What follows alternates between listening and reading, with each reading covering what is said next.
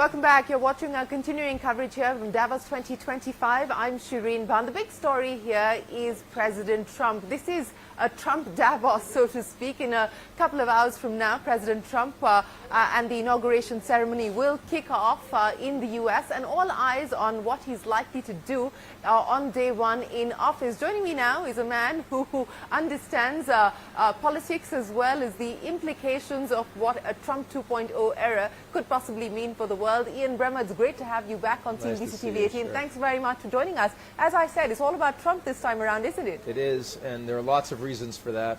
One is because he's in a much stronger position in the United States than he was in 2017. This was a bigger win for him. He got the popular vote.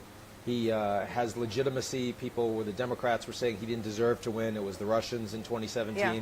This time around, they recognized, nope, he just won. And he won even after all of the impeachments, even after all of the cases. So, I mean, people wanted this. This is what they wanted. And furthermore, around Trump, you have all of these loyalists. There's nobody like Mike Pence. There's nobody like Jim Mattis or Mike Pompeo. Trump doesn't feel he needs the imprimatur of establishment Republicans, and he did in his first term. So this is an administration where what Trump wants, he's going to get. And that means other leaders that don't like it don't have other people they can work with to engage with and say, well, can't we find another way? No, no, no. You're right. It's the Trump Davos because it's so much more about him as opposed to about the election, the administration, and how the world is changing. So a stronger Trump, what does that mean as far as economics are concerned? I mean, through the case of his campaign, we've heard him talk about what he intends to do as far as tariffs are concerned. How's that going to play out, whether it's 10, 20, or 60%? But from an economic standpoint, a stronger Trump, what is it going to mean? Well, of course, it comes at a time that the U.S. has a strong economy as well. Coming out of the pandemic, the Americans are outperforming the entire G7 by a long margin. So that means other countries are really concerned about getting into a fight with Trump, about having him focus on them. Interest rates are, of course, higher now than they were. So there's not as much fiscal space for a lot of these countries to do what they want. Indebtedness is a problem, and China today is running a $1 trillion surplus with the rest of the world. It's the only part of their economy that's working. So in other words, this is a much better time for Trump to be walking around saying, I'm going to hit you in the face if you don't do what I want. So he's going to get a lot of wins. I mean, like the first win he got was... How confrontational do you expect him to be? I mean, from Canada to Greenland to China, I mean, everything's on the table at this point in time. How confrontational do you expect him to be? I think the opening salvos are meant to shock. It's meant to say this is the law of the jungle, what I call a G0 world, where he's the apex predator. And, that's not a bad place to be. If you're the United States and if you're Trump, you're going to get a lot of wins that way. So, yeah, I expect that plenty of countries are going to do what Mark Zuckerberg did. Change his business model, change the people around him, and say, sir, yeah, we can work with you, we can work with Elon. I think that's exactly what we're going to see from a lot of American allies. And we might see it from adversaries, too. We already saw a ceasefire in Gaza. I don't believe that ceasefire happens if Kamala Harris is president. So, yes, Biden set it up. He did the grunt work, the groundwork over the past few months, but Trump is the one that came in and was prepared to hit the Israelis and the Palestinians harder and was credible in doing so, that forced a deal that otherwise wouldn't have gotten done. I think you're going to see that on the economic side with countries all over the world.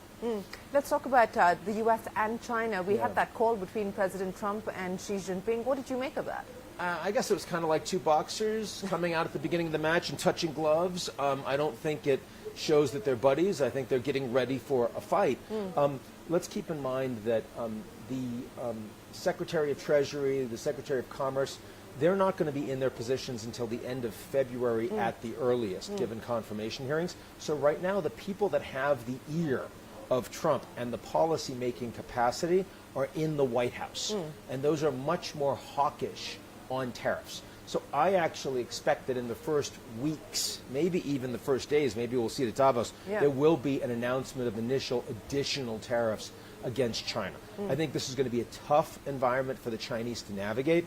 Yes, there'll be a summit meeting. I'm sure it'll be announced at some point in the coming months. And TikTok Trump has said he's willing to try to find a way to make TikTok available. One of the first decisions he says that he's going to take when he comes into office. But what do you make of that? You've got a Supreme Court ruling that upholds the ban. You've got Elon Musk saying that, look, there should be reciprocity. If you keep TikTok alive in the U.S., then big tech should be allowed to operate in China as well. Do you think that Trump can get away with keeping TikTok alive in the U.S.? Well, to be fair, what Elon said was, yes, I agree with the president. I would want to keep TikTok too. Yeah. But there is this reciprocity issue. My view is absent reciprocity, TikTok should be banned. That's a different position than Elon's, though it's close.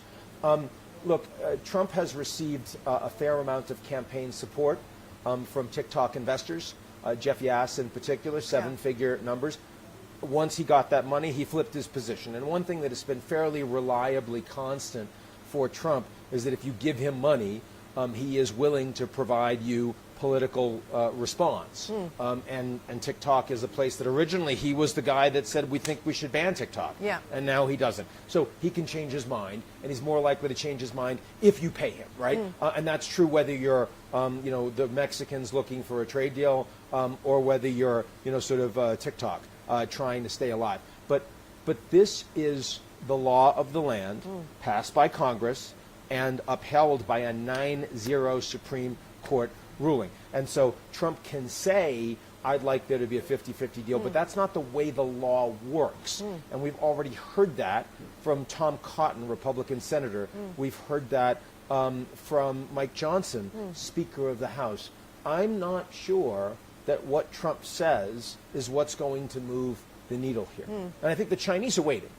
The Chinese aren't going to make a decision on this until they see what the deal is. There were these rumors that, they're talking to Elon about, maybe letting him buy it. No, they're not.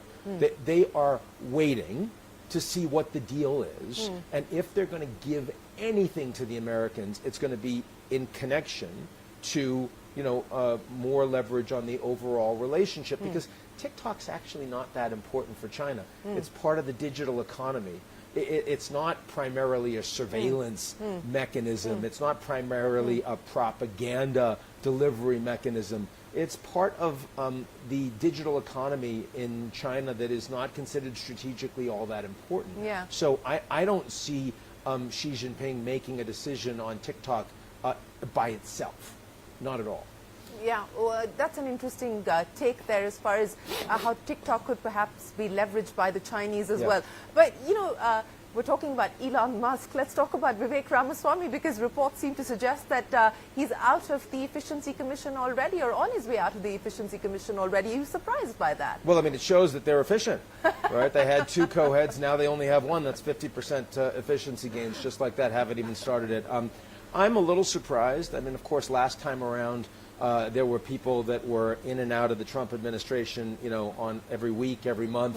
You remember someone we'll see here, Scaramucci, who was, I believe, for 11 days, the communications spokesperson. So, still, Vivek hasn't quite impressed me to that degree. But look, he did clearly antagonize a lot of people in MAGA, when he came out and made posts that seemed to be anti-patriotic about how Americans need H-1Bs and American culture isn't very good. I think that landed very badly. I also think he had a lot of personal problems with some of the staff around the White House that didn't like him and were talking badly. And at the end of the day, Vivek is not all that important to Trump. So it wasn't hard. I assume he's going to announce his candidacy for governorship in Ohio in short order.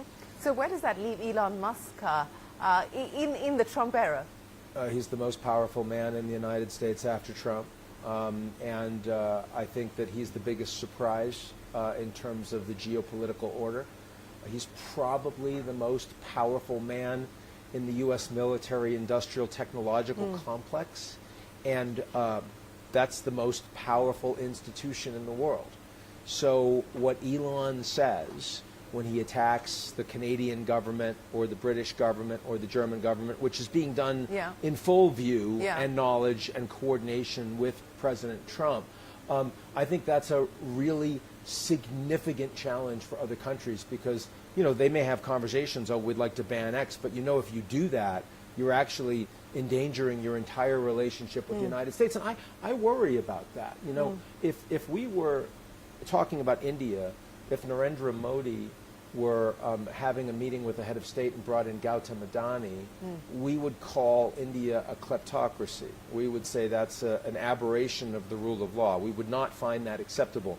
But the reality is, in a G0 world, not a G7, not a G20, but a G0 world, which is the world that we are in right now, the United States, when they break an international norm and do something themselves, that's the new norm, at least for America, and you're going to have to find a way to deal with it. So the idea that rule of law is somehow something that is collectively ascribed and agreed to is going to face a conflict with rule of law as whatever Trump and Elon say it is. I think that's a big problem. Well, you know, speaking of rule of laws and multilateral forums and multilateral institutions, here at the World Economic Forum, Trump is going to be speaking to the WEF for the third time as a sitting U.S. president. And the overarching theme here is collaboration in an intelligence age. I mean, you know, we're talking about confrontation and conflict. Is there any hope for collaboration on anything of any significance? Yeah, collaboration not so clear. Intelligence becoming more challenging. Age, there's a lot of age among all the men that are running these countries these days, so I think we've got that piece of it. Look, I mean, my friend Borga Brenda wrote in the New York Times today that we're seeing the end of the post-Cold War era. That's right. I firmly agree with that. Right now, today, is the end of the post-Cold War era. It is a new era. It is a G0 era. It is a geopolitical recession. We are in a bust cycle where the strong do what they will and the poor suffer what they must. And it's not a world where we can rely on those in power, whether they are governments or individual leaders or corporations, to take care of the people that they have power over. Now, when you talk about sort of cooperation in an intelligence age, that's what you need. You need the people with power to have some level of accountability for those that aren't in power.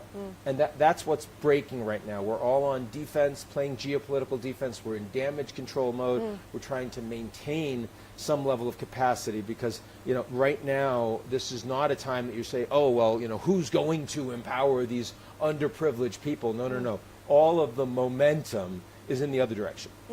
Well, what are some of the big risks that you foresee as we look at 2025 in a G0 environment that we continue to live in?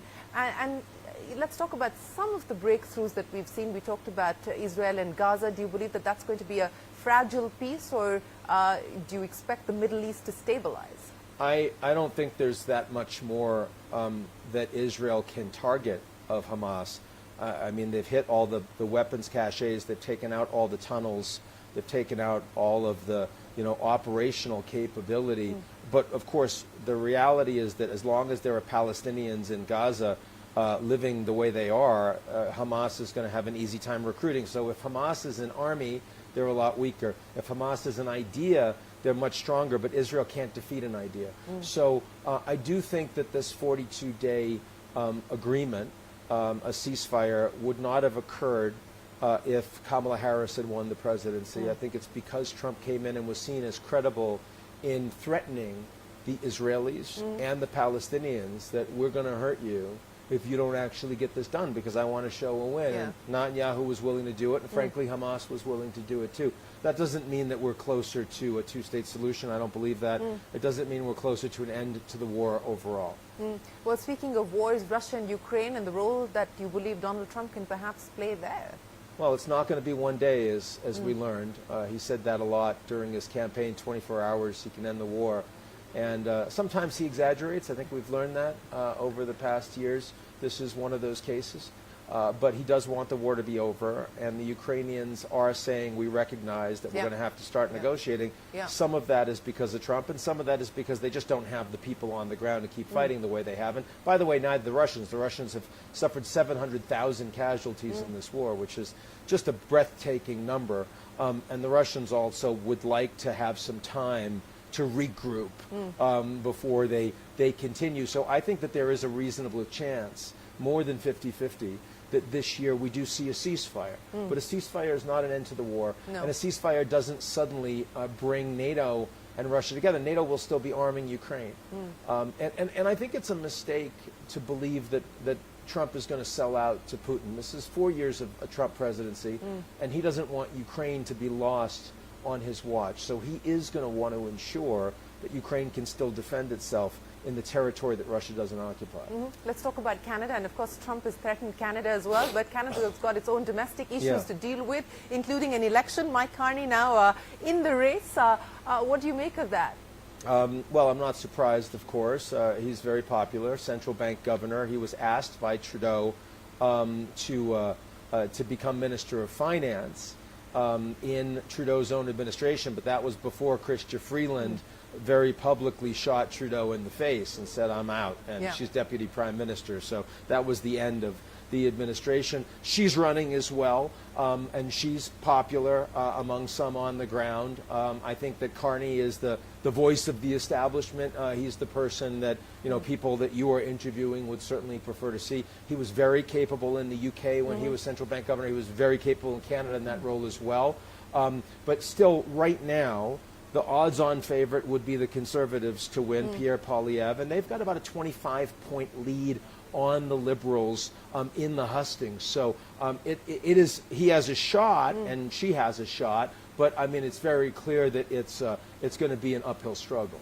Well, some of the other focus areas for President Trump, at least he's made that clear so far, Greenland, the Panama Canal. I mean, do you see him following through on some of these threats? Well, I mean, insofar as it's meant as leverage on the broader relationship, yes. In his first term, he talked a lot about building a wall the Mexicans would pay for. He said it all the time.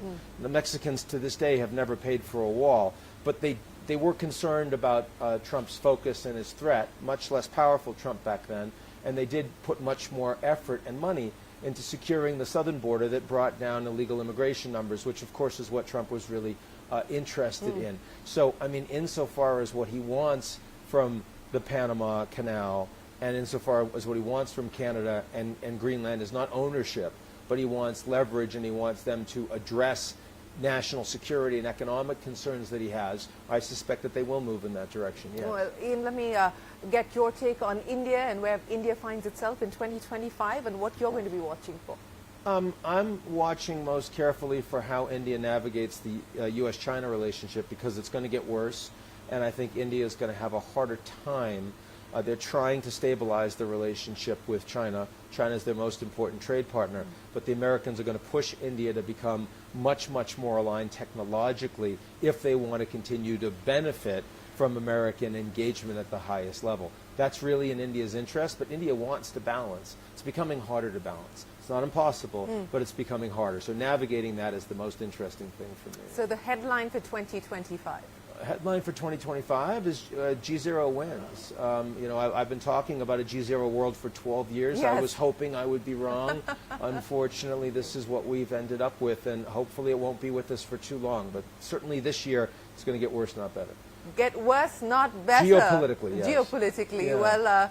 Well, thanks very much, Ian Bremmer, for joining us here in our Davos studio on CNBC-TV18. It's always a pleasure to speak with you and appreciate your time. My pleasure. Well, we will take a break here, but the conversations will continue. Don't go anywhere. We're back in a moment with more.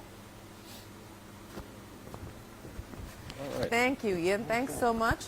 Are you going to be in India anytime soon? Yeah, I'm going to...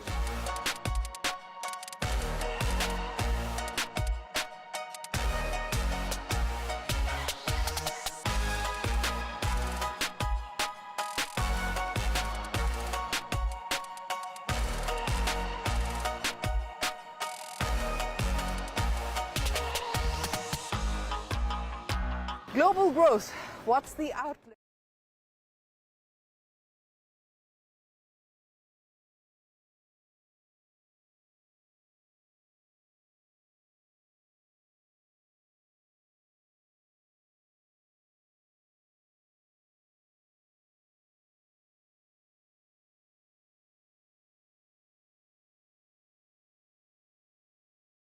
Administration where what Trump wants he's going to get. And that means other leaders that don't like it don't have other people they can work with to engage with and say, well, can't we find another way? No, no, no. It's you're right. It's the Trump Davos because it's so much more about him as opposed to